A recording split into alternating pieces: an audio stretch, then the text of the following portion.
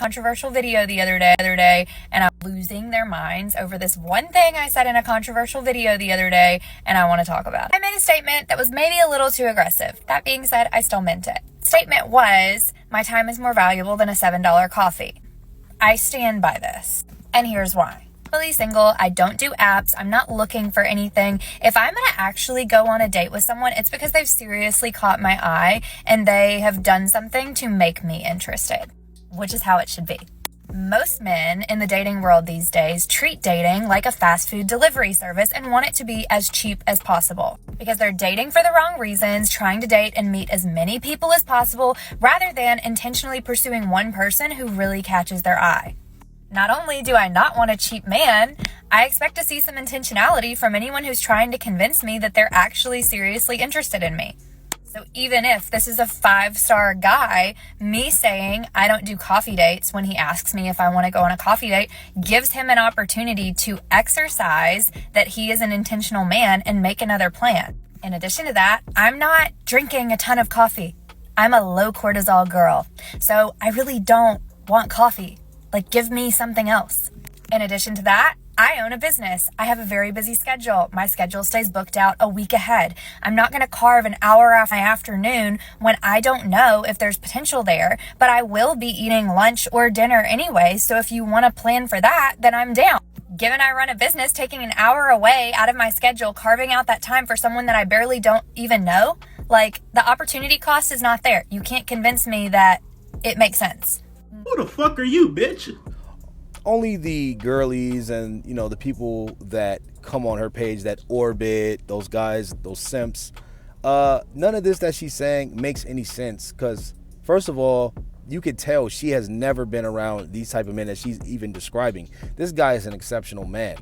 So he is going to demand an exceptional woman, and he's not going to budge. He's not going to do these things that you think he's magically going to do. And right when she said, oh, I have my own business, and I knew it was over. I'm like, nah.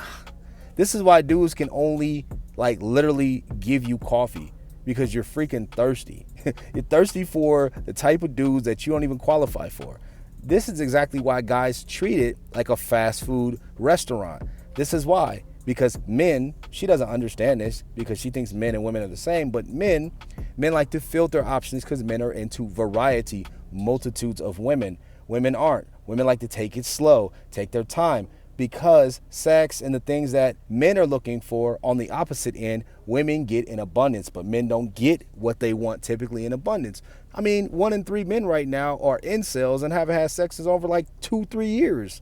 So of course that is going to be scarce to them. So men have to do what? Bust their asses, work way harder to get a certain amount of women and probably only end up with about 1 or 2. So she doesn't understand this because why? Privilege is invisible to those that have it. Drizzle, drizzle. Really?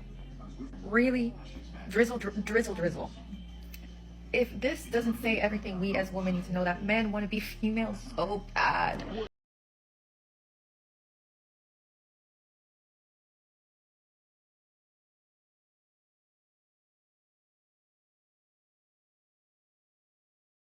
Panic mode is starting to ensue. See, women were not prepared for this. This is a tidal wave. They're not used to this. Only thing they can do is recycle the same crap over and over from their master, Sodom, Shera 7, and that's all they can do. But they really are bothered by it because these women are starting to understand more and more that they're not special whatsoever.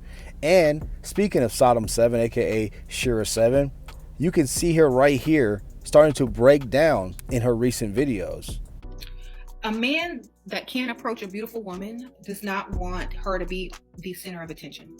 They want to be the one to get all the attention. They want to be spoiled by a woman. So they're not going to come to you if they know they're going to have to prove themselves to you. Only men that do that are men that can afford it and who want their status to look higher. They will only cross the room for a beautiful woman if they can afford you and you make them look better. Other men who can't really afford you and they want to be the center of attention in the relationship and get the A-star plus treatment, they're only going to go for the average women who are lucky to have them and going to do whatever they ask in bed, going to do whatever, not expect any expensive gifts, and just be happy to be with them. Okay, so you should be happy that certain men aren't crossing the room for you. If you know you look good, that means they know they can't give you what you need. So they want to be the prize in the relationship, and they see you as the prize, so they're definitely not going to be the prize. So they will go for uglier pick-me chicks that will validate them and treat them special, and they don't have to work as hard. The amount of times she was looking away from the camera, stumbling through her words at the beginning of her sentence, and that whole long spill of the nonsense that she tries to give to women, you could just hear it in her voice. Like, this is getting kind of old, and she's just trying to regurgitate what she said before previously in old videos to try to make it seem like it's something new. It's the same game, but men are waking up. So her brand is slipping more and more. And I was looking at the video is, it ain't got nothing, bro. It's got like 4 comments. It's got like, this is one of Shera's like really good big channels. Like she has multiple on there, but this one has a lot of fun. Nobody was thumbs up in it. It was trash, bro. That's how you know a lot of men, especially these drizzle guys, they're starting to clean up the streets, and she's going to be completely, changing her motto, because she might as well sell soap. She might as well go out and sell candles and waxes and salts and bath salts, and she might as well just sell that crap, man. Sell some sea moss, you know what I'm saying? Sell some Blue Chew, because it's not working.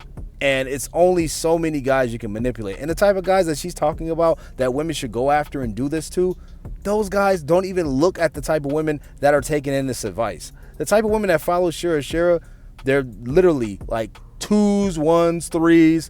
And then the ones that do agree, that are mildly attractive, they're just going on with the sisterhood programming, and they would never take this advice. Because even if they can get close to the type of man that she's talking about finessing, these goofballs, these dudes with money, a lot of them really don't exist. But if they do exist, they're not giving them all of this money and all of this attention that she's saying and speaking of. That's how you know it's just fraudulent, and that's how you know it's just reruns of the same old bull crap that doesn't work when it comes to attracting the type of man that she's leading these women to go and find. It's ridiculous, man.